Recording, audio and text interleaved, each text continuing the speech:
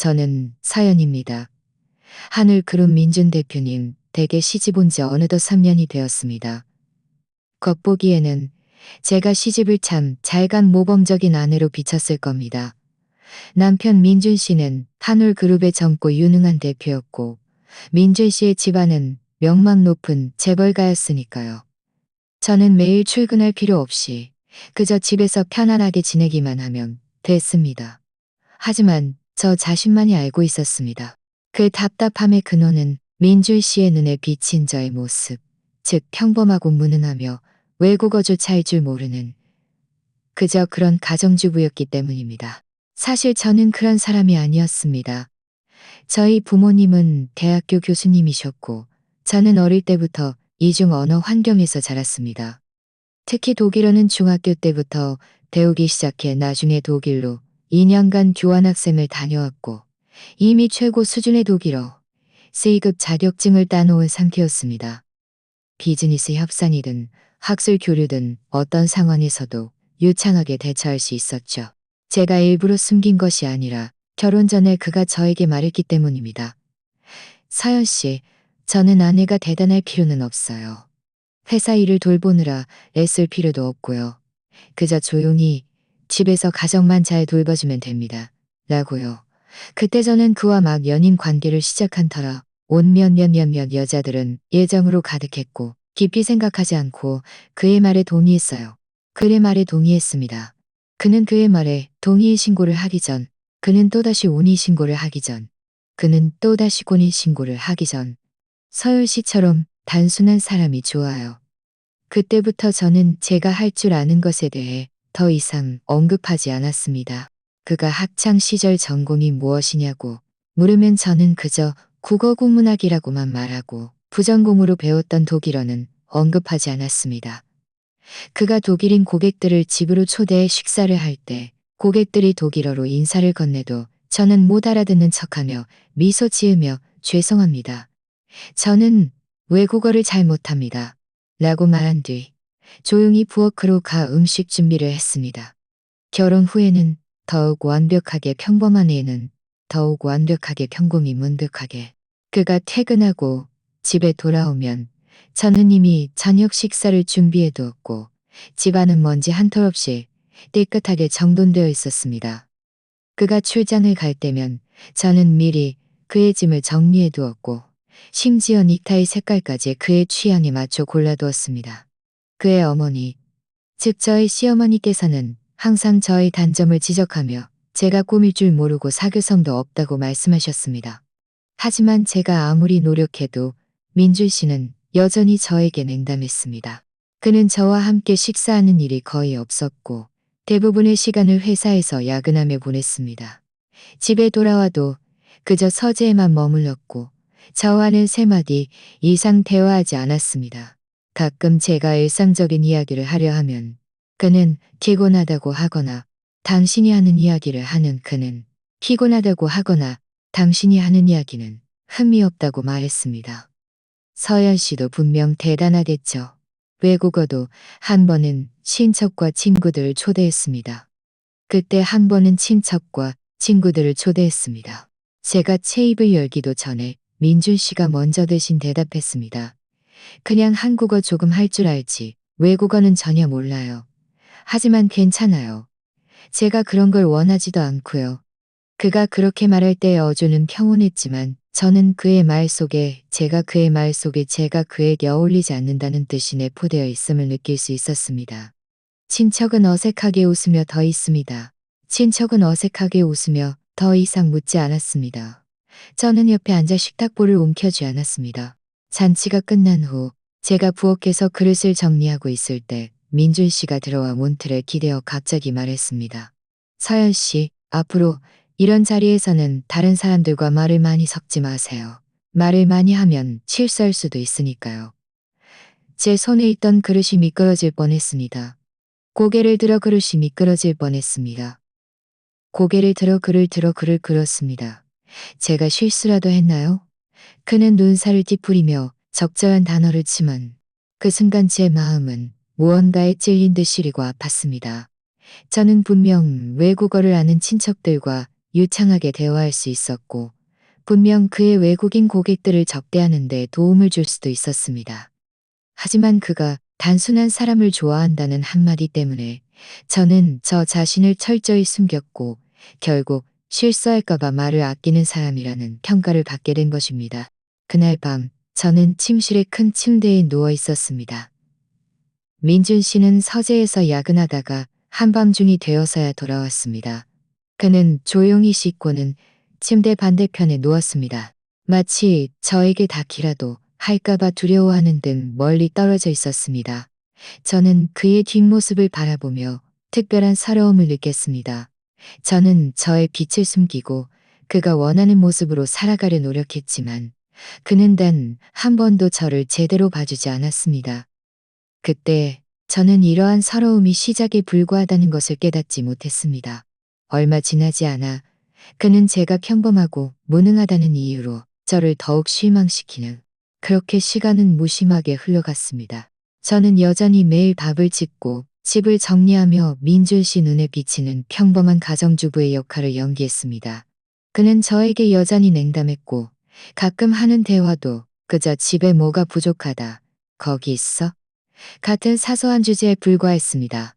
저는 이러한 평온이 적어도 얼마간은 유지될 것이라고 생각했습니다. 가늘 그룹이 한 외국 기업과 협력 사업을 논의하는 일이 그 극복이 평온함을 완전히 개극복이 평온함을 완전히 협상을 담당하는 책임자는 독일인이었는데 한국어를 할 줄 알았지만 많은 전문 용어는 독일어로 소통하는 데 익숙했습니다. 민준 씨는 이 협상을 성사시키기 위해 반달 전부터 준비했고 특별히 독일어 통역사를 대동하여 협상에 임했습니다. 그날은 금요일이었습니다. 민준 씨는 아침 일찍 회사를 향했고 떠나기 전 저에게 저녁에 회식으로 늦게 들어올 수 있으니 기다리지 말라고 말했습니다. 저는 고개를 끄덕이며 술을 적게 마시려고 당부했지만 그는 아무런 대답 없이 돌아섰습니다. 그날 저는 거의 10시가 되도록 기다렸고 민준 씨는 그때야 돌아왔습니다. 그는 문을 열고 들어서자마자 양복 재킷을 소파에 던졌고 얼굴은 섬뜩할 정도로 굳어 있었습니다. 신발도 걷지 않은 채 곧장과 카운터로 가서 독한 술 한 잔을 따라 단숨에 들이켰습니다. 그의 눈빛에는 제가 단숨에 들이켰습니다. 그가 그렇게 흐트러진 모습을 들이켰습니다. 그가 그렇게 흐트러집니다. 그가 그렇게 흐트러진 모습을 보이는 것입니다. 무슨 일이 있어요? 저는 잠시 멍해졌습니다. 오랫동안 준비하지 않았어요? 왜 망해요? 다 그 통역사 때문이야. 그는 술잔을 바 카운터에 3개 내려놓으며 목소리를 높였습니다. 결정적인 순간에 실수를 저질러서 전문 용어를 몇 개나 잘못 통역했지 뭐야. 상대방 책임자는 그 자리에서 얼굴이 굳어지더니 우리가 비전문적이라며 협상을 바로 중단해버렸어. 제 마음이 철렁했습니다. 사실 제가 도울 수 있는데 제가 말해도 그는 믿지 않을 것이고 어쩌면 제가 허풍을 떤다고 생각하거나 일을 더 만든다고 싫어할지도 모른다는 것을 알았기 때문입니다. 하지만 제가 말하지 않는다고 해서 다른 사람들이 말하지 않는 것은 아니었습니다. 다음 날 아침 일찍 저는 마트에 장을 보러 갔다가 우연히 두 아주머니가 민준 씨네 이야기를 하는 것을 들었습니다. 한 아주머니가 말했습니다. 아세요? 하늘그룹이 어제 외국 기업과의 협상이 망했대요. 통역사가 형편없어서 그랬다지 뭐예요. 민준 대표님 사모님이 외국어를 할 줄 알았으면 좋았을 텐데 그럼 좀 도울 수도 있었을 텐데.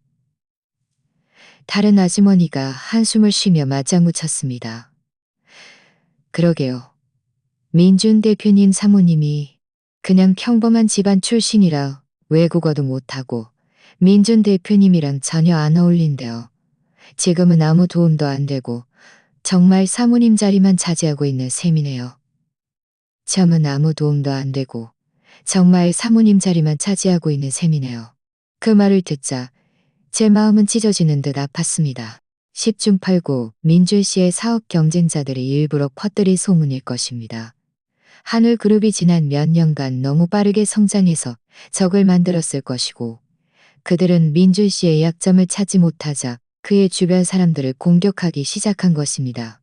그리고 평범하고 무능한 즉 민준 대표의 아내는 당연히 가장 좋은 표적이 되었습니다. 아니나 다를까 그날 지훈 씨가 집으로 찾아왔습니다. 서류를 가져다 주는 척하며 몰래 저에게 말했습니다. 사모님, 요즘 외출하실 때 조심하세요. 밖에 안 좋은 소문들이 있는데 다 이진우 대표 회사에서 퍼뜨린 겁니다. 민준 대표님을 흔들려고 하는 거죠. 이진우 대표는 민준 씨의 가장 큰 경쟁 상대였는데 예전에 한 프로젝트를 민준 씨에게 빼앗긴 후 계속 앙심을 품고 있었습니다. 저는 고개를 끄덕였습니다. 고마워요, 지훈 씨. 지훈 씨가 떠난 지 얼마 되지 않아 민준 씨가 돌아왔습니다. 저는 몽화르지 않아 민준 씨가 떠난 지 얼마 되지 않아 민준 씨가 돌아왔습니다. 그는 문을 열고 들어서자마자 말했습니다. 그는 문을 열고 지러 씨랑 같이 집 좀 알아보세요. 왜 그래야 하는데요? 그는 차갑게 비웃으며 비아냥거리는 어조로 말했습니다. 밖에 소문 못 들었어요? 다들 당신이 외국어도 못하고 나를 돕지도 못하면서 민준 대표 부인 자리만 차지하고 있어서 내가 남들의 웃음거리가 됐다고 하잖아요. 이제 회사 사람들까지 내가 아내 하나 제대로 관리 못하면서 어떻게 회사를 경영하겠냐고 수군거리고 있어요. 그건 다 남들이 일부러 퍼뜨린 소문이에요. 저는 초조해져서 목소리를 높였습니다. 어떻게 그런 말을 믿을 수 있어요? 소문이라니. 그는 저를 바라보며 실망감 가득한 눈빛으로 말했습니다. 설령 소문이라 해도 당신이 실제로 아무 도움도 안 되니까 그런 말이 나오는 거 아니겠어요? 당신이 우리 집에 온 지 3년 동안이라도 뭔가 쓸모가 있었거나 내 일을 좀 도울 수 있었다면, 남들이 일을 좀 도울 수 있었다면 내 일을 좀 도울 수 있었겠냐고요? 저는 쓸모없는 사람이 아니에요. 저는 마침내 참지 못하고 제가 할 줄 아는 것을 말하려 했습니다. 하지만 간 이것을 말하려 했습니다. 당신은 일단 나가서 지내요. 소문이 잠잠해지면 다시 이야기합시다. 우리 집안은 쓸모없는 사람을 필요로 하지 않고 더더욱 내 발목만 잡는 사람은 필요 없어요. 쓸모없는 사람은 필요 없어요. 발목 잡는 사람. 저는 그를 바라보며 마음이 시리고 아팠습니다. 눈물이 쏟아질 것 같았습니다. 눈물이 쏟아질 것 같았습니다. 민준 씨, 제가 민준 씨. 집에 시집 온 지 3년 동안 매일 밥 해주고 집 치우고 민준 씨와 어머님 생활을 돌봐드렸는데 그는 눈살을 찌푸렸고 어조는 조금도 누그러지지 않았습니다. 내가 당신을 아내로 맞이한 건 그런 일을 시키려고 한 거였어요. 그런데 지금 당신은 그 당연한 일조차 제대로 해내지 못해서 나를 남들의 웃음거리로 만들고 있잖아요. 저는 그의 차가운 얼굴을 바라보며 갑자기 낯설게 느껴졌습니다. 그 순간 제 마음속 마지막 기대마저 완전히 무너져 내려 숨기고 그가 보기에 당연히 열심히 했습니다. 하지만 결국 독일 당연히 해야 할 일을 열심히다. 저는 더 이상 그와 다투지 않고 그저 고개를 끄덕였습니다. 네, 나갈게요.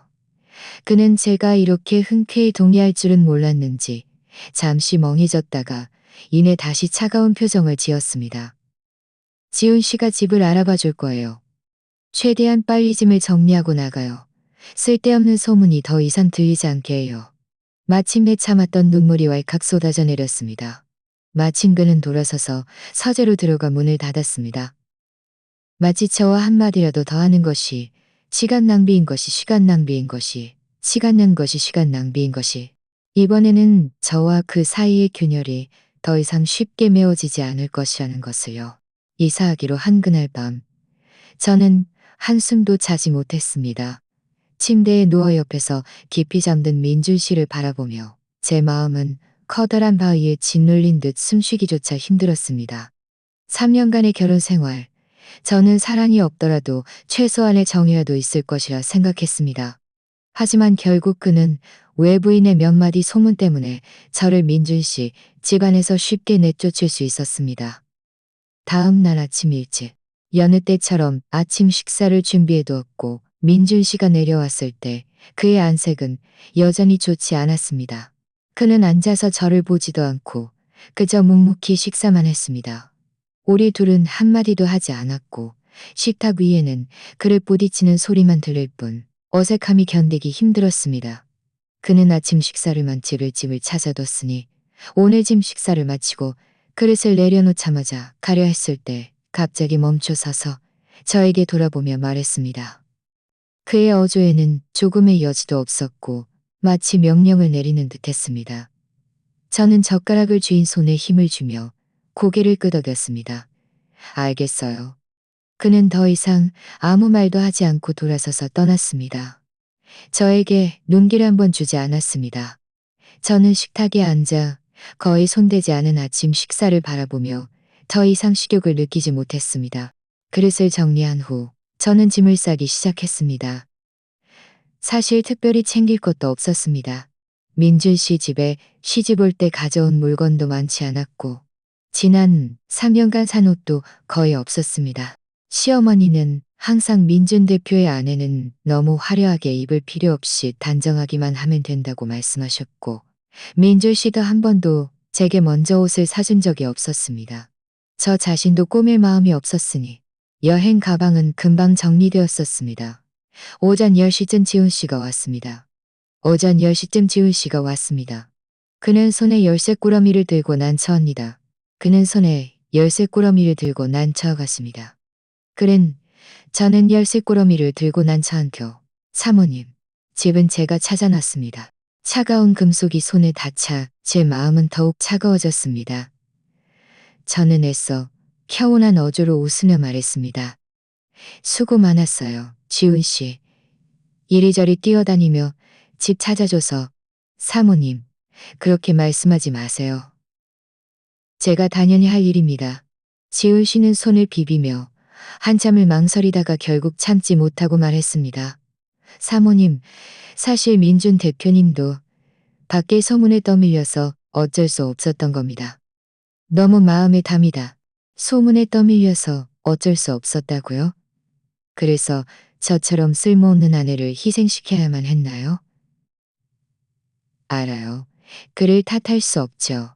제가 쓸모없어서 그를 돕지 못하는 거죠. 지훈 씨는 또 뭔가 말하려 했지만 제가 더 이상 이야기하고 싶지 않은 듯한 표정을 보이자 결국 말을 삼켰습니다. 그는 그저 제가 차이시는 것 도와드릴까요? 라고 물었으면 제가 차이시는 것 도와드릴까요? 제가 단호한 태도를 보이자 지훈 씨는 어쩔 수 없이 포기했습니다. 그럼 사모님, 조심히 가세요. 도착하시면 저에게 메시지 보내주세요. 민준 대표님께도 보고해야 하니. 저는 짧게 대답하고 여행 가방을 트렁크에 넣은 뒤 조수석에 앉았습니다. 차가 출발하고 저는 창밖으로 점점 멀어지는 민준 씨의 고급 빌라를 바라보았습니다. 제 마음은 텅 비어버린 것 같았습니다. 3년 동안 이곳을 제 집이라 여기고 가는 길에 지훈 씨는 가끔 저에게 말을 걸며 이것저것 물었습니다. 집에 더 필요한 것은 없는지, 괜찮은지 등을요. 저는 괜찮은지 등을요. 이미 충분히 좋아요라고 대답했지만 사실 저는 집에 대해 신경 쓸 여유가 전혀 없었습니다. 제 머릿속에는 온통 어젯밤 민준 씨의 차가운 얼굴과 오늘 아침이었고 오늘 아침 이루지 말고랐습니다. 30분쯤 지났을까? 차는 지훈 씨가 구해준 지났을까? 집은 3층에 있었습니다. 지훈 씨는 짐을 옮기는 것을 도와주려 했지만 저는 또다시 거절했습니다. 지훈 씨, 정말 고마워요. 나머지는 제가 직접 할게요. 회사로 서둘러 돌아가세요. 민준 대표님 기다리게 하지 말고요. 지훈 씨는 어쩔 수 없이 제게 열쇠를 건네주었습니다. 그럼 사모님, 몸 조심하세요.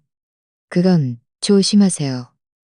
그가 떠난 후 저는 혼자 여행 가방을 들고요. 몇 걸음 걷다가 쉬기를 반복하며 겨우 3층에 도착했습니다. 방문을 열고 텅 빈 방을 바라보자 저는 더 이상 참지 못하고 문에 기대어 끊임없이 눈물을 쏟아냈습니다. 저는 문 앞에서 한참을 서 있었습니다. 눈물이 마르고 나서야 천천히 방으로 들어가 짐을 정리하기 시작했습니다. 사실 정리할 것도 별로 없었습니다. 그저 가져온 몇 권의 책을 책꽂이에 꽂고 민준 씨 집에서 가져온 작은 화분 몇 개를 베란다에 두었을 뿐입니다. 익숙한 작은 물건들을 보니 제 마음은 조금이나마 편안해졌습니다. 저는 휴대폰을 꺼내 부모님께 전화할까 생각했지만 그들이 걱정할까봐 결국 전화하지 않았습니다. 민준 씨와의 채팅창을 열어 우리 사이에 오간 몇 안 되는 대화를 바라보다가 결국 휴대폰을 껐습니다. 오늘부터 저는 더 이상 민준 대표의 아내가 아니었습니다. 그저 평범한 사연을 떠닌 것이 저에게는 오히려 잘 되는 사연일 뿐이었습니다. 그저 평범한 사연일 뿐이었습니다. 마음이 무척 아플 것이라고 생각했지만 울고 나니 오히려 마음이 한결 평온해졌습니다. 다만 제가 과거를 완전히 잊으려 할 때 지훈 씨가 갑자기 전화해 왔고 그의 목소리는 당황스러움으로 가득했습니다. 사모님께서 방금 민준 대표님 댁을 떠나실 때 혹시 무슨 특별한 말씀을 하셨습니까? 민준 대표님께서 여쭤보라고 하셔서요. 지훈 씨의 전화를 받았을 때 저는 소파에 앉아 멍하니 있었고 미처 내려놓지 못한 휴대폰을 손에 쥐고 있었습니다. 그의 당황한 목소리를 듣고 잠시 멍해졌다가 그가 제가 민준 씨 집을 떠날 때 무슨 특별한 말을 했는지 묻는다는 것을 깨달았습니다. 곰곰이 생각해 보았습니다. 민준 씨의 고급 빌라를 떠날 때 제가 수고 많았어요. 괜찮아요라고 말한 것 외에 분명 한마디를 더 했던 것 같았습니다. 그것은 지훈 씨가 제 여행 가방을 차 옆에 내려놓고 문을 열어주려 할 때였습니다. 제가 갑자기 그를 불러 세워 말했습니다. 지훈 씨, 민준 씨에게 전해주세요. 저는 독일어 C급입니다. 자누님께서 뭐라고 하셨습니다. 그때 지훈 씨는 온몸이 얼어붙었고 눈을 동그랗게 뜬 채 한참을 반응하지 못했습니다. 저는 고개를 끄덕이며 평온한 어조로 말했습니다. 네, 저는 독일어 C급입니다. 전에는 당신들에게 말하지 않았지만요. 지훈 씨는 입을 벌리고 또다시 뭔가 물으려 했지만 저는 그에게 기회를 주지 않았습니다. 돌아서서 차에 올라타 그에게 출발하세요 라고 말했습니다. 그때 제 마음속에는 사실 특별한 생각이 없었습니다. 그저 3년간 억눌려 지냈으니 떠나기 전에는 진실을 말해야 한다는 그가 믿지 않더라도 민준 씨가 믿지 않더라도 저는 그들에게 제가 그들의 눈에 비친 외국어조차 할 줄 모르는 평범한 여자가 아니라는 것을 알려주고 싶었습니다. 지금 돌이켜보니 지훈 씨의 그때 반응은 정말 비정상적이었습니다. 그가 당황해서 저에게 전화한 것도 단언했습니다.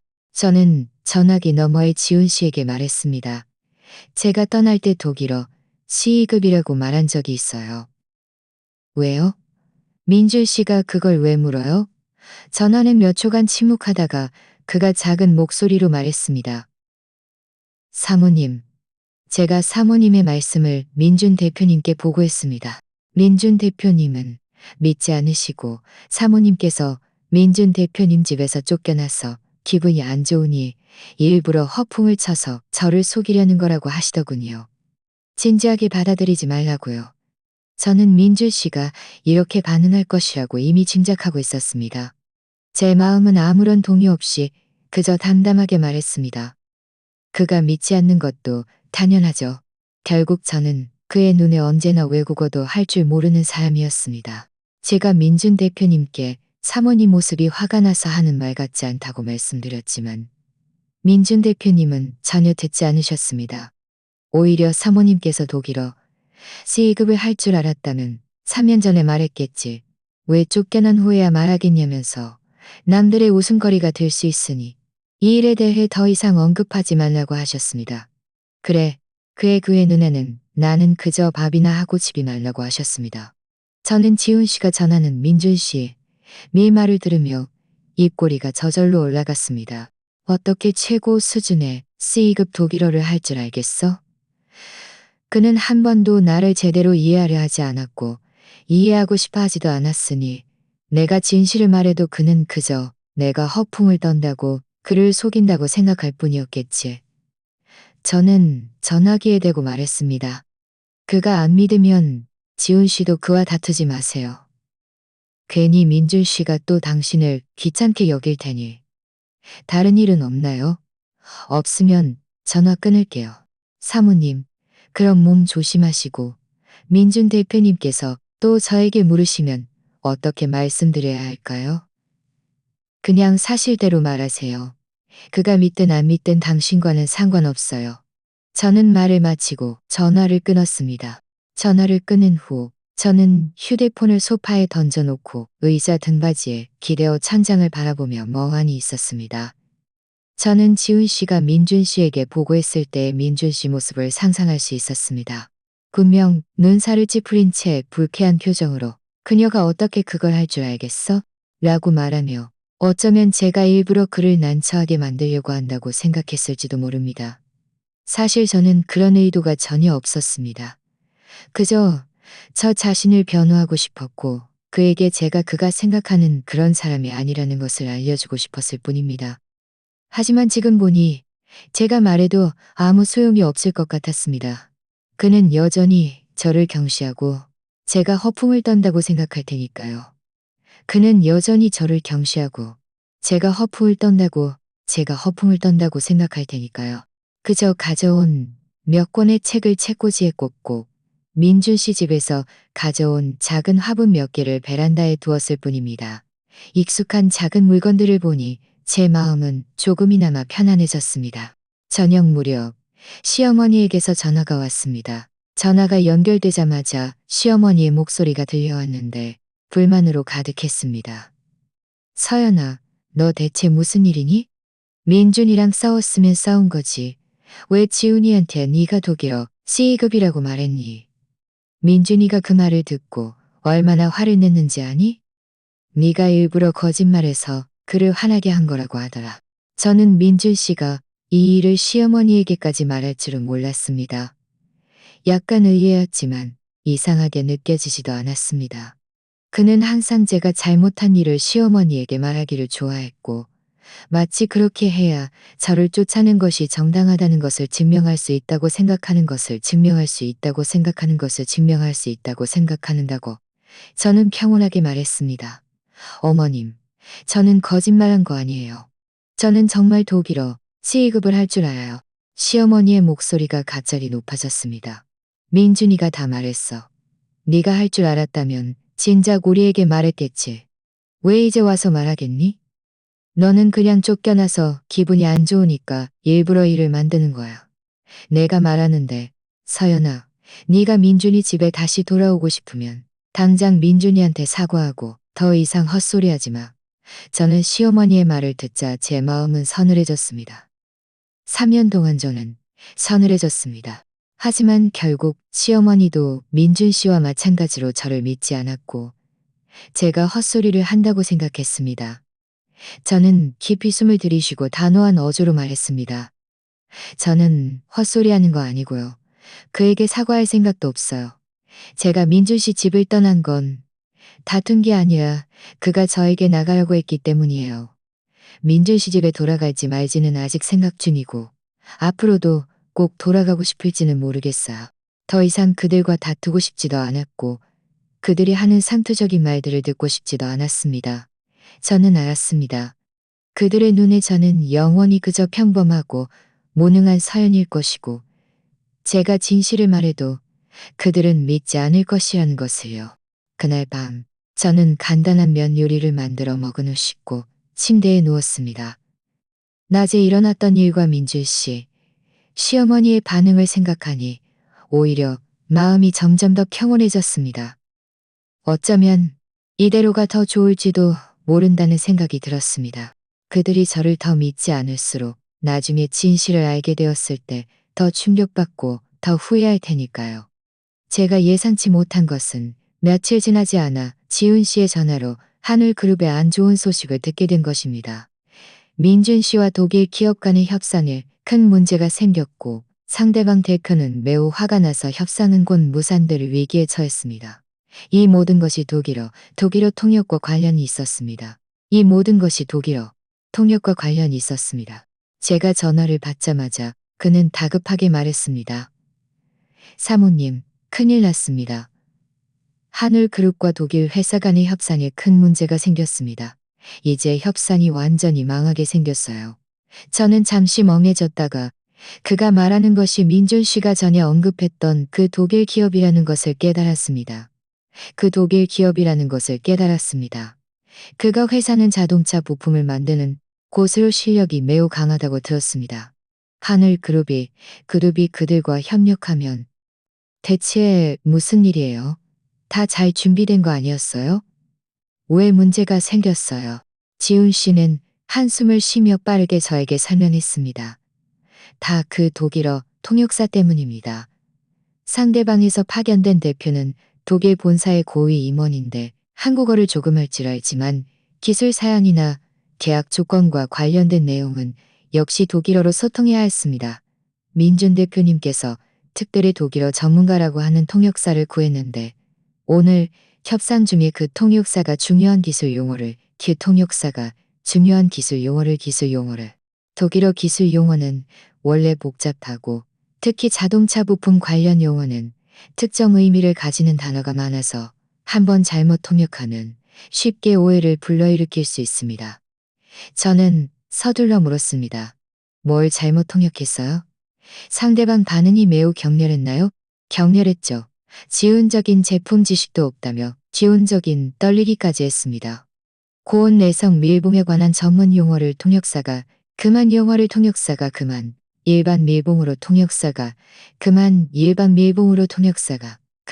일반 밀봉으로 통역사가 그리고 계약서에 있는 납기 기간 조항에서 통역사가 12주를 20주로 잘못 말했습니다. 상대방은 그 자리에서 테이블을 치며 우리가 협력할 의지가 없다며 바로 일어나 가버렸습니다. 저는 그 말을 듣고 민준 씨를 대신해 식은땀을 흘렸습니다. 이런 중요한 협상에서 실수는 치명적입니다. 특히 기술 및 계약의 핵심 조항과 관련된 부분에서 상대방은 쉽게 우리가 일부러 속이려 한다고 느낄 것이고 당연히 화를 낼 것입니다. 그럼 민준 씨는 상대방에게 해명하지 않았나요? 저는 물었습니다. 해명했습니다. 민준 대표님께서 즉시 상대방에게 사과하며 통역 오류가 있었다고 말씀드리고 협상을 다시 잡으려 했지만 상대방 대표는 전혀 듣지 않았습니다. 심지어 전문 통역사조차 찾지 못하는 것을 보니 기사의 실력과 태도 모두 문제가 있는 것 같다며 한울그룹과의 협력가 있는 것 같다며 한울그룹과의 혐의다. 그 협력을 재고하겠다고 했습니다. 지훈 씨가 체념한 듯 모두 이 혐의다. 지훈 씨가 체념한 듯 말했습니다. 지금 민준 대표님은 팀원들과 회의실에서 저는 몇 초간 침묵했습니다. 마음이 복잡했습니다. 한편으로는 이 협상이 한울그룹에 매우 중요하고 만약 무산되면 민준 씨가 큰 타격을 받을 것이라는 것을 알았습니다. 하지만 다른 한편으로는 그가 저를 민준 씨 집에서 쫓아냈던 모습과 제가 쓸모없고 발목만 잡는다고 했던 말이 떠올라 한편으로는 통쾌한 뒤다. 그가 그때 저를 쫓아내지 않았다면 지금 이런 공경이 빠지십니다. 방금 회의 때도 예전엔 믿을 만한 독일어 통역사를 찾았으면 좋았을 텐데 라고 말씀하시더군요. 제가 그때 사모님께서 독일어 C2급을 할 줄 아신다는 말씀을 다시 할 뻔했는데 그가 너무 화가 나 있어서 감히 말할 수 없었습니다. 저는 피식 웃으며 아무 말도 하지 않았습니다. 그가 지금 후회한들 무슨 소용이 있겠습니까? 그는 그때 저를 그렇게 단호하게 쫓아냈고 제가 허풍을 떤다고 그렇게 단호하게 쫓아냈고 그나저나 그 통역사는요? 민준 씨가 그에게 따지지 않았나요? 지훈 씨가 말했습니다. 민준 대표님께서 이미 법무팀 직원들에게 그 통역사에게 연락하라고 하셨습니다. 계약 위반이니 손해배상을 청구하겠다고요. 하지만 그 통역사는 그저 말실수였을 뿐이라며 하지만 그 통역사는 그저 말 실수였을 뿐이라며 독일어 전문 8급도 만능은 아니라 이통이었습니다. 지금 민준 대표님은 상대 회사에 사과해야 지금 민준 대표님은 상대 회사에 사과해야 했습니다. 분명 사무실 안을 왔다 갔다 하며 눈썹을 찌푸려 파리도 잡을 기세로 어떻게 하지? 라고 계속 중얼거리고 있을 것입니다. 그는 항상 모든 것을 통제하려 했고 다른 사람들이 그에게 부탁하는 입장이었는데 이제는 통역사 한 명을 찾지 못해 안절부절 못하는 모습이라니 통쾌한 마음이 들었습니다. 지울 씨와의 전화를 끊은 후 저는 소파에 앉아 한참을 생각했습니다. 사실 제가 지금 민준 씨에게 먼저 연락해서 상대방과 소통하는 것을 도울 수 있다고 말하면 어쩌면 협상을 되살릴 수도 있을 것입니다. 하지만 그가 이전에 저에게 보였던 태도와 저를 민준 씨 집에서 쫓아냈던 단호함이 떠올라 저는 그렇게 쉽게 그를 돕고 싶지 않았습니다. 그가 뭐라고 제가 필요할 때 당연히 그를 도와야 한다고 생각하는 걸까요? 그날 밤 저는 더 이상 이 일을 생각하지 않았습니다. 저녁 식사를 하고 TV를 좀 보다가 잠자리에 들었습니다. 저는 이 일이 저와는 아무 상관이 없을 것이고 민준 씨가 아무리 정신없어도 민준 씨가 아무리 정시고 하지만 제가 예상치 못한 것은 다음날 아침 일찍 제가 아직 일어나기도 전에 휴대폰이 울렸고 발신자 표시에는 놀랍게도 민준 씨의 이름이 뜨는 것이었습니다. 저는 휴대폰 화면을 한참 동안 멍하니 바라보다가 망설이며 전화를 너머에서는 민준 씨의 목소리가 들려왔습니다. 평소와 달리 이전에 느껴지던 냉담함과 오만함은 사라지고 피로와 초조함이 섞여 있었습니다. 서연 씨, 지금 시간 괜찮아요? 저는 속으로 비웃었습니다. 저는 속으로 비웃었습니다. 결국 나를 찾아왔구나. 저는 일부러 잠에서 덜 깬 듯한 목소리로 나른하게 말했습니다. 아니요, 시간이 없어요. 어제 아르바이트를 구해서 오늘 출근해야 하거든요. 왜요? 전화기 너머는 몇 초간 침묵했고 민준 씨의 어조는 다시 약간 차가워졌습니다. 아르바이트를 왜 해요? 아르바이트를 왜 해요? 아르바이트를 왜 하긴요? 저는 일부러 한숨을 쉬었습니다. 제가 이제 민준 대표의 아내도 아닌데 경제적 수입이 없습니다. 그는 분명 그를 비꼬는 것이었습니다. 그는 분명 그를 비꼬는 것이었습니다. 당신처럼 큰 회사의 대표도 아니고 당신처럼 큰 회사의 대표도 아니고 전화기 너머에서 그가 깊이 숨을 들이쉬는 소리가 들렸으니까요. 마치 분노를 억누르는 듯 했습니다. 잠시 후 그가 다시 입을 열었고 어조는 약간 부드러워졌습니다. 서연 씨, 전에 제가 잘못했다는 것을 알아요. 당신을 민준 씨 집에서 쫓아내는 게 아니었는데. 하지만 이번 일은 한울 그룹에 매우 중요해요. 당신의 도움이 필요합니다. 제 마음이 철렁했습니다. 제 마음이 철렁했습니다. 그가 내가 정말 독일어를 할 줄 압니다. 제가 당신을 돕는다고요? 제가 뭘 도울 수 있겠어요? 저는 외국어도 할 줄 모르는 평범한 여자일 뿐인데 당신을 도울 일은 아무것도 없어요. 전화기 너머의 민준 씨는 다시 침묵했습니다. 한참 후에야 그가 거의 애원하는 듯한 어조로 말하는 것이 들렸습니다. 서연 씨, 지훈 씨가 나에게 말했어요. 당신이 독일어 C급을 할 줄 안다고. 정말인가요? 만약 사실이라면 제발 한 번만 저를 도와주세요. 독일 대표와 소통해서 이 협상을 되살려주세요. 협상만 성사된다면 당신이 원하는 것은 뭐든지 들어줄게요. 저는 그의 말을 들으며 갑자기 매우 비꼬는 듯한 기분이 들었습니다. 그는 전에는 저를 그렇게 단호하게 믿지 않았고 그렇게 쉽게 저를 쫓아냈는데 이제 와서 협상을 위해 자존심을 버리고 저에게 부탁한다고 말하다니 그가 이제 와서 저를 찾으려 한다니 진작에 모험으로 설정했습니다. 저는 즉시 그에게 동의하지 않고 말했습니다. 지금은 시간이 없어요. 제가 퇴근하고 나서 다시 이야기해요. 저는 민준 씨가 지금 분명 매우 초조해하고 있을 것이라는 것을 알았지만 그에게 좀 더 기다리게 해서 그가 이전에 저에게 얼마나 심하게 굴었는지 꼭 쉽게 하고 싶었습니다. 민준 씨와의 전화를 끊은 후 저는 일어나서 씻었습니다. 사실 저는 아르바이트를 구한 적이 없었고 그에게 그렇게 말한 것은 그를 화나게 해서 좀 더 초조하게 만들려는 의도였습니다. 씻고 나서 저는 자신에게 간단한 면 요리를 끓여 여유롭게 먹었습니다. 하지만 마음속으로는 민준 씨가 지금 가만히 있지 못하고 있을 것이라고. 아마 회사에서 냄비 위에 개미처럼 이리저리 뛰어다니며 사람들을 찾고 있을 것이라고 생각했습니다. 아니나 다를까 얼마 지나지 않아 지훈 씨가 다시 저에게 전화를 걸어왔습니다. 이번에는 그의 목소리가 지난번보다 훨씬 다급했습니다. 사모님, 사모님께서 민준 대표님께 출근해야 한다고 말씀하신 거. 혹시, 혹시인 거 정말입니까? 당연히 출근해야죠. 안 그러면 제가 뭘 먹고 뭘 마시겠어요? 지훈 씨, 제가 안 돕는 게 아니라 저도 지금 어쩔 수 없는 상황이에요.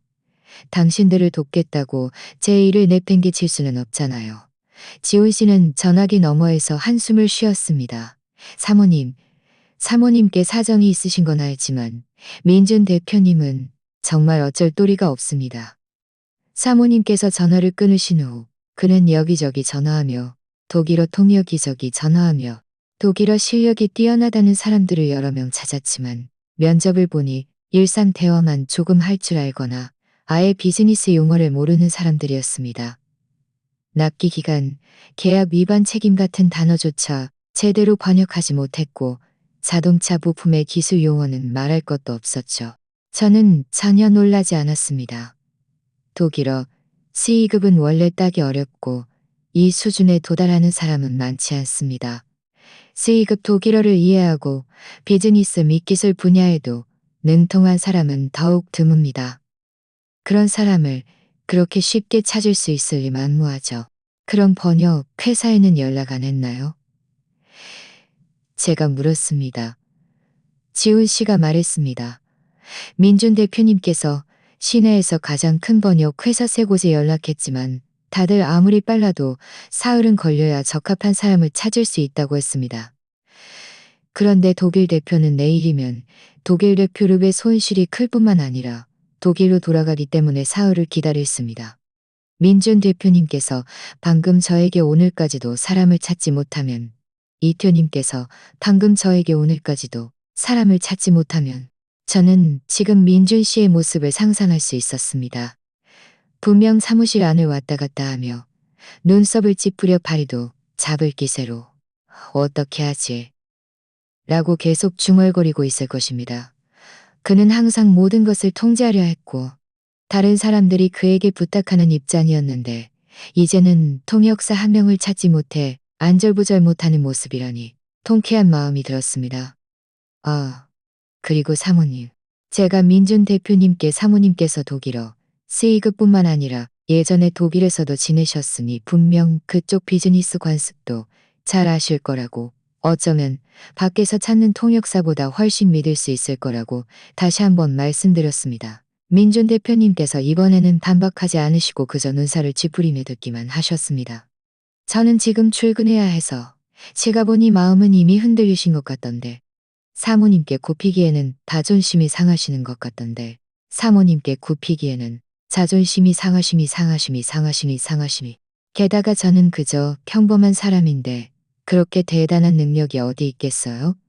만약 제가 제대로 돕지 못해서 그가 저를 탓하기라도 하면 저는 그 책임을 감당할 수 없어요.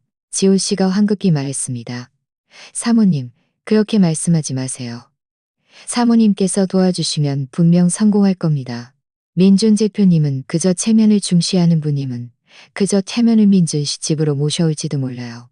민준 대표님은 그저 체면을 중시하는 분이시니 사모님께서 너무 개의치 마세요. 민준 씨 집으로 돌아가라고? 저는 지금 그런 생각 전혀 없어요. 전에 민준 씨 집에서 받은 서러움은 보상 한마디로 지워질 수 있는 게 아니에요. 지훈 씨, 그런 말은 그만하고 저는 이제 출근 준비해야 해서 먼저 끊을게요. 저는 말을 마친 후 휴대폰을 주머니에 넣고 집을 나섰습니다. 사실 저는 갈 곳이 없었습니다. 그저 밖을 돌아다니며 일부러 시간을 끌어 민준 씨를 좀 더 기다리게 하고 싶었을 뿐입니다. 저는 근처 공원으로 가서 벤치에 앉아 햇볕을 쬐며 공원 안에 노인들이 산책하고 아이들이 노는 모습을 바라보았습니다. 제 마음은 서서히 평온해졌습니다. 예전 같았으면 민준 씨 일 때문에 초조해서 잠도 못 잤을 텐데 이제는 이런 일들이 저와는 아무 상관이 없다고 느껴졌습니다. 그의 회사가 잘 되든 안 되든 협상이 성사되든 협상이 성사되든 얘들은 합산이 성사되든 안 되든 더 이상 저에게 영향을 주지 않았습니다. 여보세요? 저 지금 바쁜데 무슨 일이에요? 빨리 말해주세요. 전화기 너머의 민준 씨는 몇 초간 머뭇거렸습니다. 그의 어조는 지난번보다 훨씬 부드러워졌고 심지어 애원하는 듯한 기색마저 띠고 있었습니다. 서연 씨, 당신 퇴근했어요? 퇴근했어요? 내가 지훈 씨를 보내서 데리러 갈게요. 우리 어디 가서 데리러 갈게요. 우리 어디 가서 협상건에 대해 당신에게 좀 이야기해요. 당신에게 제대로 말하고 싶어요.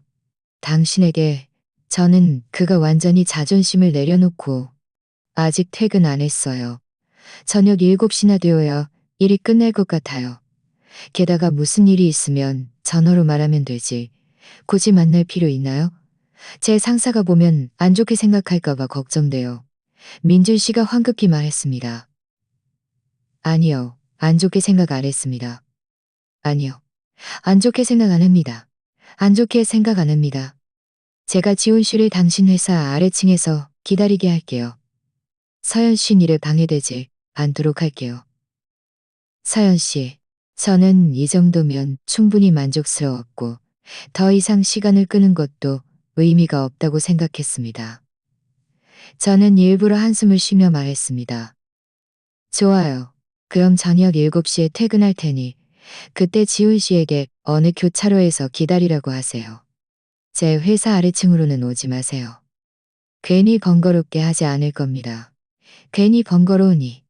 민준 씨는 제가 동의하자마자 어조가 한결 편안해졌습니다.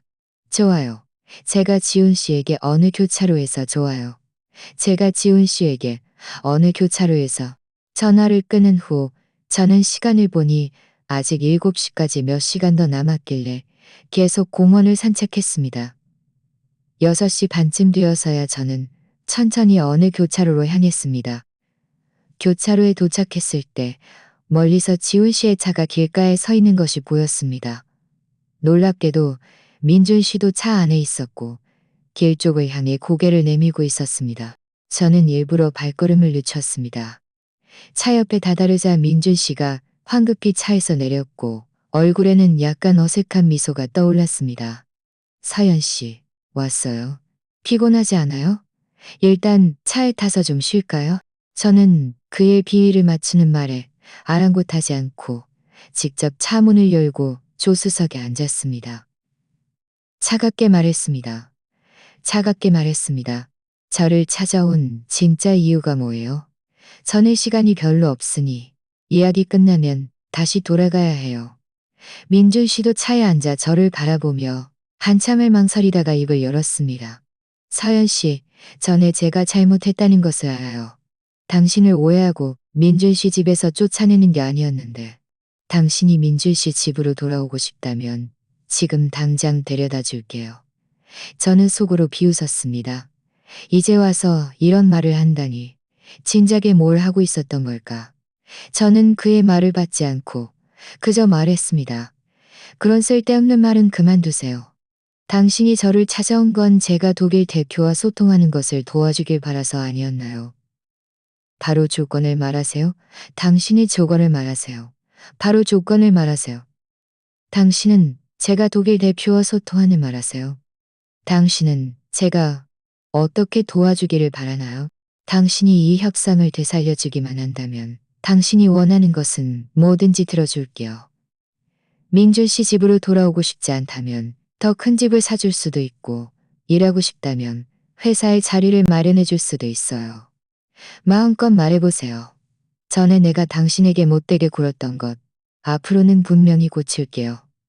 우리 다시 잘 지내면 안 될까요? 앞으로는 분명히 고칠게요. 우리 다시 잘 지내면 안 될까요? 그는 제가 원하는 것이 집이나 돈이 아니라 그의 존중과 신뢰라는 것을 전혀 모르고 있었습니다. 저는 즉시 그에게 동의하지 않고 말했습니다. 제가 독일 대표와 소통하는 것을 도울 수는 있지만 3가지 조건이 있어요. 당신이 그 조건을 들어줄 수 있다면 제가 도울게요. 만약 들어줄 수 없다면 다른 사람을 찾아보세요. 민준 씨가 황급히 말했습니다. 말해보세요. 3가지 조건뿐만 아니라 10가지요. 첫 번째 조건, 제가 당신을 위해 소통할 수 있지만 민준 대표의 아내로서가 아니라 독립적인 통역사로서 할 겁니다. 당신은 저에게 합당한 통역료를 지불해야 합니다. 시장 가격에 맞춰서요.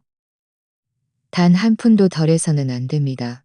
두 번째 조건, 협상이 성공하면 당신은 회사 전체 조건, 협상이 성공하면 당신은 회사 전체 직원들 앞에서 저에게 사과해야 합니다. 이전에 저를 오해하고 민준 씨 집에서 쫓아낸 것이 당신의 잘못이에 집에서 쫓아낸 것이 당신의 잘못이에 집에서 쫓아낸 것이 당신은 더 이상 예전처럼 당신의 생각을 저에게 강요해서는 안 되고 함부로 저에게 화를 내거나 저를 쫓아내서도 안 됩니다. 민준 씨는 제 말을 듣고 안색이 변했습니다. 특히 전체 직원들 앞에서 사과라는 말을 들었을 때 눈살을 찌푸렸습니다. 저는 그가 체면을 중시한다는 것을 알았기에 그 많은 사람들 앞에서 저에게 사과하라고 하는 것은 그를 죽이는 것보다 더 힘들 것이라는 것을 알았습니다. 오히려 그가 동의하지 않으면 그냥 돌아서서 가버릴 생각이었으니 귀찮음을 덜 수 있었을 것입니다. 한참 후에야 민준 씨는 깊이 숨을 들이쉬며 마치 결심한 듯 저를 바라보며 말했습니다. 좋아요. 당신의 3가지 조건 모두 들어줄게요. 당신이 협상을 되살려주기만 한다면 저는 당신의 말을 뭐든지 듣겠습니다. 민준 씨는 조건을 수락하자마자 지훈 씨에게 독일 대표가 묵고 있는 호텔로 차를 몰라고 재촉했습니다. 가는 길에 그는 가방에서 두꺼운 자료를 꺼내 저에게 건네주었습니다. 서율 씨, 이건 협상의 기술 사양과 계약 초안입니다. 미리 보고 내용을 숙지해두세요. 이따가 소통할 때 실수하지 않도록요. 저는 자료를 받아 몇 장을 빠르게 넘겨보았습니다. 거기에는 한국어뿐만 아니라 독일어 번역본도 있었는데, 독일어 번역본도 있었는데, 독일어 번역본도 있었는데, 독일어 번역본도 있었는데, 독일어 번역본에는 오류가 많았습니다. 예를 들어 열처리 공정을 품질 검사 표준을 품질 검사 규칙으로 번역해 놓았습니다. 이 독일어 번역은 전부 틀렸어요. 전에 그 통역사도 아마 이대로 번역했을 테니 실수가 없었을 리가 없죠. 민준 씨는 가까이 다가와 자료를 한번 보고는 눈살을 찌푸렸습니다. 전에 독일어 번역본을 자세히 보지 않았어요. 전문가가 맡았으니 당연히 문제 없을 거라고 생각했는데 이 모든 것이 협상의 핵심이므로 단 하나의 실수도 있어서는 일단 눈앞의 일부터 해결하죠. 저는 그의 말을 끊고 자료 속 핵심 정보, 특히 기심 정보 30분쯤 지났을까.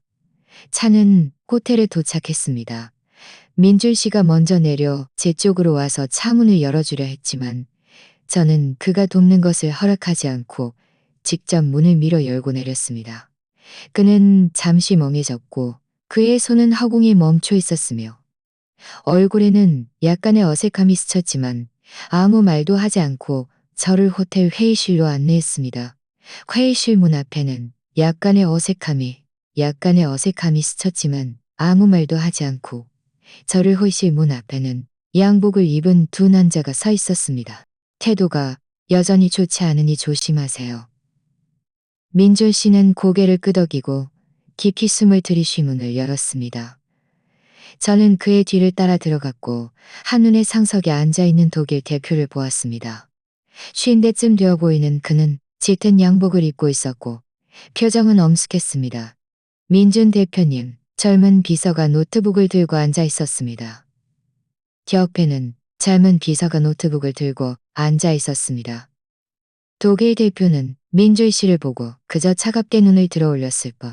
만약 오늘까지도 협상이 타결되지 않는다면 저희는 협력을 포기할 수밖에 없습니다. 민주희 씨는 서둘러 다가가 웃으며 말했습니다. 한스 씨, 정말 죄송합니다. 어제 불편하게 해드려서요. 오늘 제가 특별히 전문 독일어 통역사를 모셨으니 이전과 같은 문제는 절대 없을 겁니다. 우리 다시 협상하면 안스 씨에게 인사를 건넸습니다. 우리 다시 협상하느나. 안녕하세요. 한스 씨는 저를 한번 쳐다보았고 그의 눈빛에는 의심이 가득했습니다. 저는 서연입니다. 오늘 통역을 맡았습니다. 어제의 통역 실수로 불편을 드린 점 진심으로 사과드립니다. 협상 세부 사항은 이미 제가 모두 파악하고 있으니 지금부터 소통을 시작해도 좋습니다.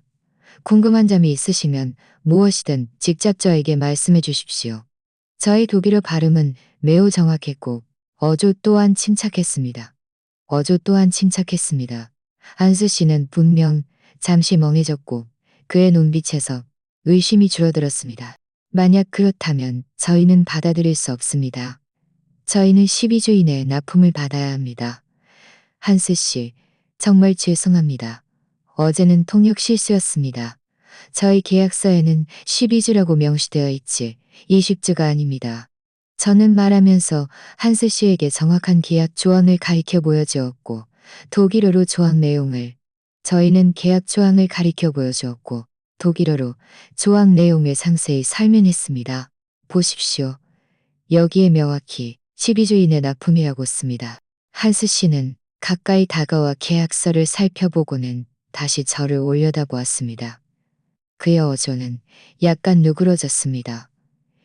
그럼 어제 말한 일반 밀봉은요? 당신들은 대체 일반 밀봉을 제공하는 겁니까? 아니면 고온 내성 밀봉링을 제공하는 겁니까? 저희 장비는 고온 환경에서 작동해야 하는데 일반 밀봉은 전혀 사용할 수 없습니다. 고온 내성 밀봉링입니다. 고온 내성 밀봉링입니다. 저는 기술 사양표를 넘겨주며 독일어로 밀봉링의 재질, 성능, 그리고 테스트 보고서를 상세히 설명했습니다. 저희는 이전에 이미 3차례의 고온 내성 테스트를 진행했으며 테스트 결과는 모두 국제 표준을 충족합니다.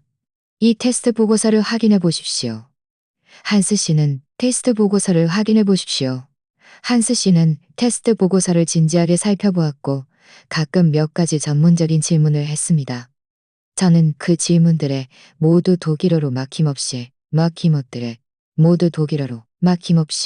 특히 민준 씨는 눈을 동그랗게 뜨고 입을 살짝 벌린 채 마치 저를 처음 보는 듯한 표정이었습니다. 그는 아마 제가 독일어를 할 줄 아는 것은 물론 이렇게 전문적인 기술 용어까지 정확하게 통역할 수 있을 것이라고는 한 번도 생각해 보지 못했을 것입니다. 약 1시간 동안 대화가 오갔고 모든 문제가 명확하게 소통되었습니다. 한스 씨의 태도도 완전히 누그러졌습니다. 그는 웃으며 말했습니다. 서연 씨, 당신의 독일어는 정말 훌륭하고 기술에 대해서도 잘 아시는군요. 당신과 소통하는 것이 매우 즐거웠습니다. 이전의 오해는 이제 풀렸다고 생각합니다. 이 협력 계약에 서명할 수 있겠군요. 민준 씨는 그 말을 듣고 너무 기뻐서 자리에서 벌떡 일어날 뻔했습니다. 그는 서둘러 직원에게 준비된 계약서를 가져오라고 시켰습니다. 한스 씨는 계약서를 한번 살펴보고는 아무 문제 없음을 확인하고 시원하게 서명했습니다. 협력하게 되어 기쁩니다. 한스 씨는 웃으며 말했습니다. 협력하게 되어 기쁩니다. 한스 씨의 손을 잡고 연신 말했습니다. 그런데 민준 대표님, 제가 궁금한 점이 있습니다. 서연 씨처럼 이렇게 훌륭한 분을 왜 진작 통역사로 모시지 않으셨습니까? 민준 씨의 얼굴은 순식간에 붉어졌습니다. 그는 어색하게 저를 한 번 쳐다보고는 아무 말도 하지 않았습니다. 제가 웃으며 대신 해명했습니다. 한스 씨, 저는 그독이며 더 이상 묻지 않았습니다. 한스 씨, 저는 그동안 계속 개회에 있다가 최근에야 돌아왔습니다. 그래서 이전 업무에는 참여하지 못했습니다. 우리에게 작별 인사를 한 후 비서와 함께 회의실을 떠났습니다. 회의실에는 우리 명만 남았습니다. 한울그룹 직원들은 모두 흥분해서 민준 씨 주위로 몰려들어 말했습니다. 민준 대표님, 정말 잘 됐습니다. 협상이 성사됐어요. 서연 씨, 정말 대단하십니다. 독일어를 정말 잘하시네요. 민준 씨는 제 앞으로 다가왔습니다. 그의 눈빛은 복잡했습니다. 놀라움과 죄책감, 그리고 약간의 감탄이 섞여 있었습니다. 그는 한참을 아무 말도 하지 못하다가 마침내 한마디를 겨우 뱉어냈습니다. 서연 씨, 고마워요. 당신은 정말 대단합니다. 저는 그를 바라보며 담담하게 말했습니다. 고마워할 필요 없어요. 저는 그저 제 역할을 수행했을 뿐입니다. 우리가 전에 이야기했던 조건들을 잊지 마세요. 통역료와 사과, 하나도 빠짐없이 지켜져야 합니다. 민줄 씨는 황급히 고개를 끄덕였습니다. 통역료를 끄덕였습니다. 민줄 씨는 황급히 고개를 끄덕였습니다. 통연은 그에게 더 이상 아무 말도.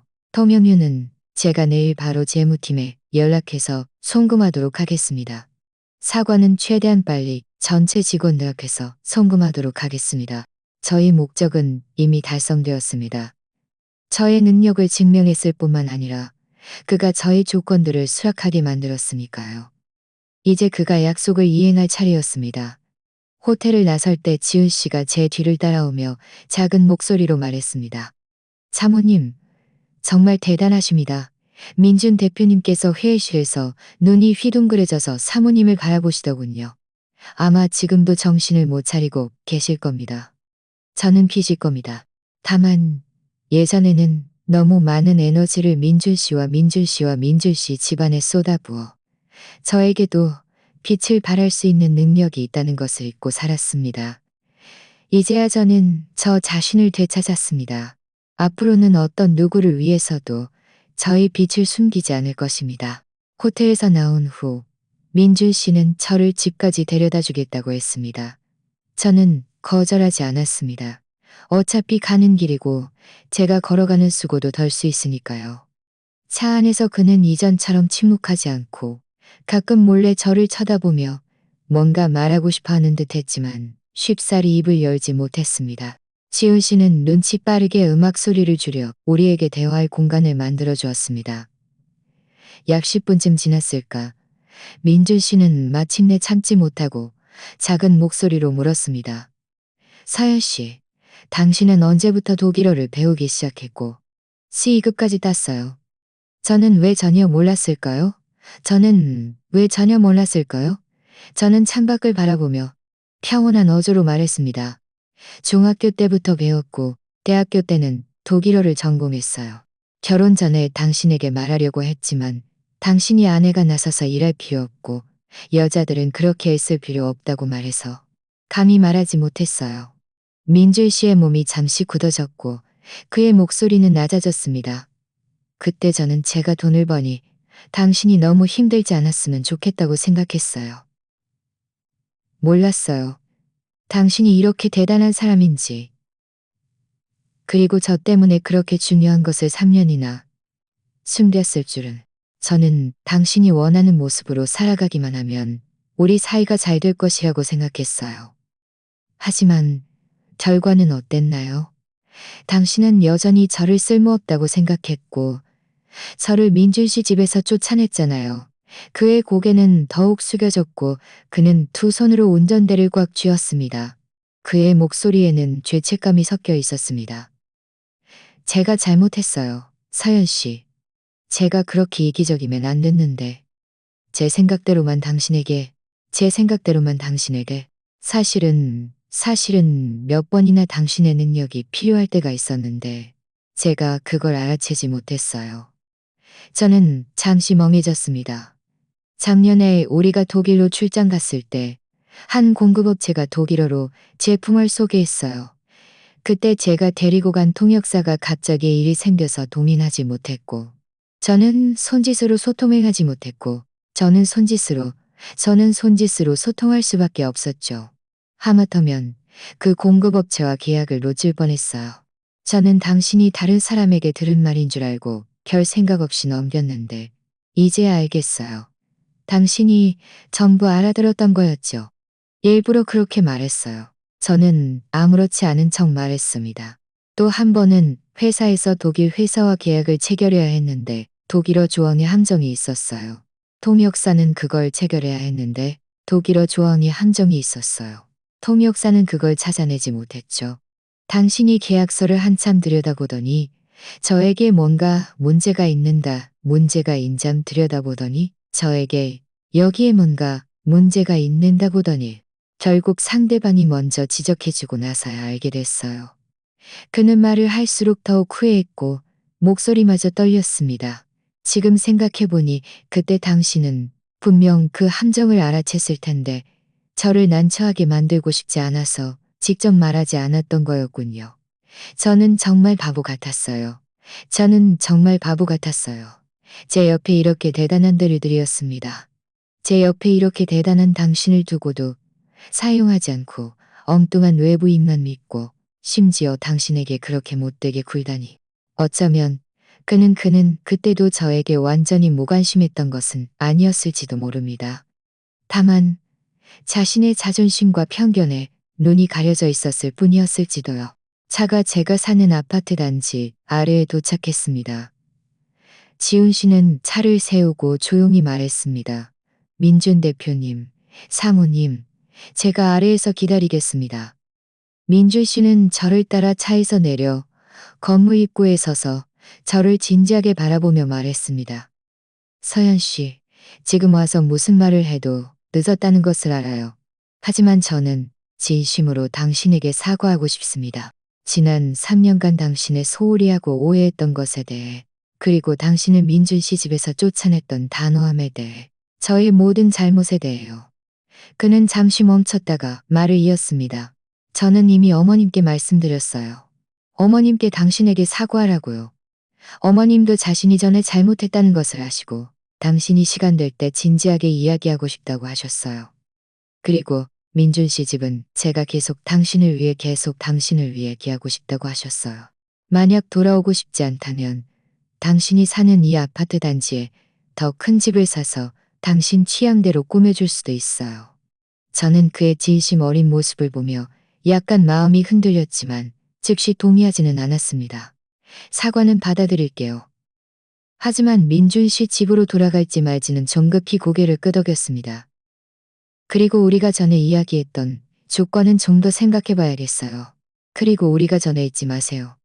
통역료는 제때 지급하고 사과는 전체 때 지급하고 사과는 제때 지급하고 사과는 이미 준비해뒀어요. 모레 오전에 회사 전체 회의를 열고 그 회의에서 당신에게 사과할 거예요. 모든 사람들이 제 안에 서열 씨가 얼마나 훌륭한 사람인지 그리고 제가 전에 얼마나 어리석었는지 알게 할 겁니다. 저는 피식 웃었습니다. 그렇게 과장해서 말할 필요는 없어요. 그저 당신의 잘못을 인정하면 됩니다. 그리고 우리의 결혼 생활은 더 이상 예전 같아서는 안 돼요. 앞으로 집안일이든 더 이상 예전 같아서는 안 돼요. 함부로 저에게 화를 내거나 저를 쫓아내서도 안 되고요. 그는 주저없이 말했습니다. 앞으로 집안일이든 회사 일이든 모든 것을 당신과 상의할게요. 당신이 일하고 싶으면 일하고 통역사를 하고 싶으면 일하고 통역사를 하고 싶으면 통역사를 하세요. 절대 간섭하지 않고 당신을 지지할 겁니다. 만약 누가 감히 당신을 지지할 겁니다. 만약 누가 감히랍니다. 제가 가만두지 않을 거예요. 그의 진지한 모습을 보며 제가 가만두지 않을 거예요. 저는 그에게 말했습니다. 사과는 받아들일 테니 민준 씨 집으로 돌아갈지 말지는 좀 더 생각해 볼게요. 이제 돌아가세요. 너무 늦었어요. 그는 고개를 끄덕이고 더 이상 아무 말도 하지 않고 말했습니다. 그럼 일찍 쉬세요. 무슨 일 있으면 언제든지 저에게 전화하세요. 내일 지훈 씨에게 통역료를 가져다 주라고 하고 당신이 좋아하는 간식도 함께 가져오라고 할게요. 저는 짧게 대답하고 아파트 건물하고 할게요. 민준 씨는 여전히 건물 아래에 서서 제가 있던 방향을 바라보고 있었습니다. 어쩌면 이번에는 그가 정말로 변한 것일지도 모릅니다. 다음 날 아침, 지훈 씨는 정말로 통영미와 제가 좋아하는 간식을 가져왔습니다. 오후에는 시어머니에게서 전화가 왔습니다. 그의 목소리는 매우 정중했고 예전에 저에게 너무 가혹하게 굴었던 것을 사과하며 저와 만나서 식사를 하고 싶다고 하셨습니다. 저는 주말에 만나기로 했습니다. 모레 오전 저는 한울그룹의 전체 회의에 참석했습니다. 민준 씨는 모든 직원들 앞에서 저에게 사과했고 저를 모두에게 소개했습니다. 이분은 제 아내 사연 씨입니다. 그녀는 독일어 C급을 할 줄 알고 비즈니스 협상에도 능통합니다. 저보다 훨씬 뛰어나죠. 전에는 제가 눈이 멀어 그녀의 좋은 점을 알아보지 못했습니다. 앞으로 사연 씨는 한울그룹의 특별고문으로서 모든 독일어권 협력을 담당할 것입니다. 궁금한 점이 있으시면, 궁금한 점이 있으시면, 저는 민준 씨 옆에 서서 아래 직원들을 바라보며 감회가 새로웠습니다. 지난 3년간 저는 저의 빛을 숨기고 조심스럽게 살아왔습니다. 이제야 저는 당당하게 저 자신이 될 수 있었고 어떤 누구를 위해서도 저 자신을 억누를 필요가 없었습니다. 회의가 끝난 후 민준 씨는 제 손을 잡고 웃으며 말했습니다. 좋아요. 창문을 통해 했습니다. 좋아요. 창문을 통해 함께 노력해서 한울그룹을 더욱 발전시키고 우리의 삶도 더욱 발전시키고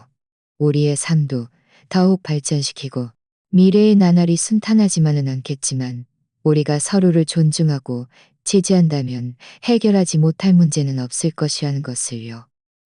그리고 저도 마침내 저 자신을 되찾았습니다. 결혼 생활에서도 일상 생활에서도 빛나는 삶을 살아갈 수 있을 것입니다.